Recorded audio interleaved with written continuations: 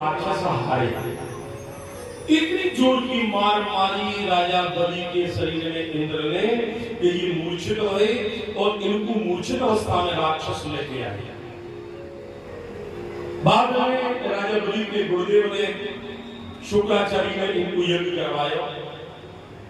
दोबारा इनकी विजय रही पर देवताओं की जब पराजय रही तो अदिति ने जो देवताओं की मैया ही अपने कवि कश्यप के आग्रह में और एक अनुष्ठान कियो।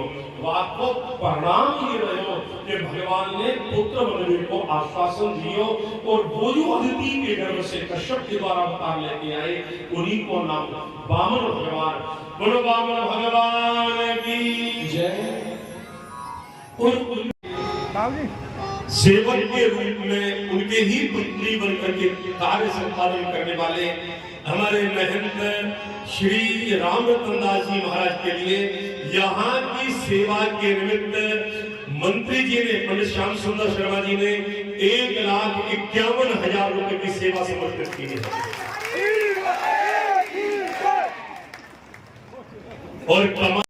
और एक से एक बुरी महामारी झाड़ी वाले की प्रज्ञाएं अभी हमारे छोटे भाई ने कहा कि 32वां वर्ष है, 31 वर्ष 30 वर्ष तक हमारे 30 वर्ष तक 30 वर्ष तक मैंने दशास्वादन झाड़ी वाले मंदिर पर व्यासपीठियों की वाणी से मुखारबिंद से मैंने सुना। वर्ष मैं दुर्भाग्यशाली और कहते हैं ना कि कर्म ही को ना मिले भली वस्तु को जो। हमने इस स्थान को सुदामा महाराज जी जब थे तो उनको भी पूजा और झाड़ी वाले स्थान को भी पूजा। फिर परम पूज्य भगवान दास जी आए, उनको भी पूजा और मंदिर में झाड़ी वाले को भी पूजा। सुदीक्षण दास महाराज जी आए, परम पूज्य सुदीक्षण दास महाराज जी आए, मंदिर को भी पूजा और महाराज जी सुदीक्षण दास जी को भी पूजा। और आज हमारा सौभाग्य है कि महाराज जी रामरतन दास जी को भी हम पूज रहे हैं।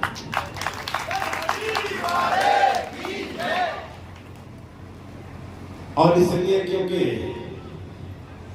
मैं कर्महीन था जो पिछली बार किसमें नहीं आ पाया, आज महाराज जी का आदेश हुआ तो मैंने किया। लेकिन आपको मैं जब कहता था अपनी वाणी से मुखारबिंद से कि तुम मेरे लिए भगवान से बढ़कर के,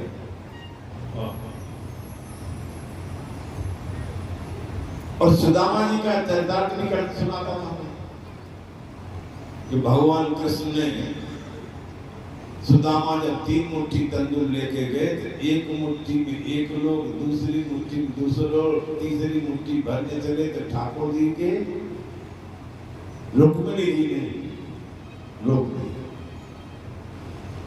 तो मैं कहता था कि आप मेरे लिए भगवान से बढ़ करके परीक्षा कौन लेते थे?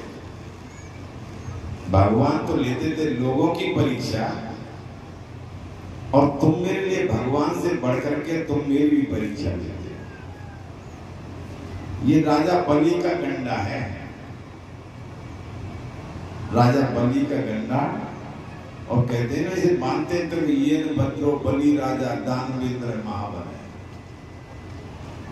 तो ये राजा बलि का जो गंडा होता है तो उसके तीनों लोगों का मालिक था। बलि का किस्सा तो लाइक महाराज जी आपको, तो तीनों लोगों का मालिक था। तो छोटे भगवान ने राजा बलि की परीक्षा ली और उन्होंने कहा कि हे राजन, हमें 3 डग दे दे। तो राजा बलि ने कहा तथास्तु, दिया।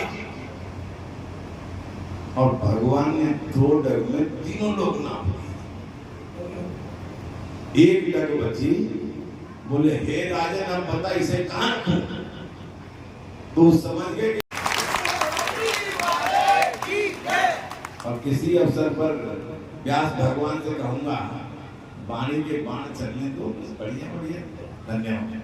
यहाँ के जाने माने भागवताचार्य श्रद्धेय मनोज मोहन शास्त्री जी, मंच पर उपस्थित सभी मेरे गणमान्य नागरिक, बुजुर्गों और माता बहनों,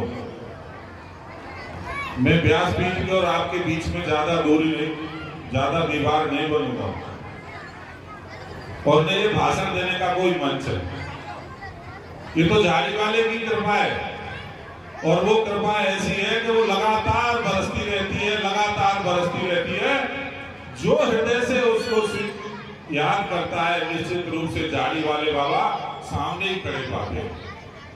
मैं तो सौभाग्यशाली समझता हूँ अपने आप को कि इस आयोजन में आकर के आप लोगों से मिलने का मुझे सौभाग्य प्राप्त हो रहा है और मनोज मोहन शास्त्री जी के श्री मुख से भागवत श्रवण करने का सौभाग्य प्राप्त हो रहा है और बाबा की कृपा तो मेरे ऊपर अपार है।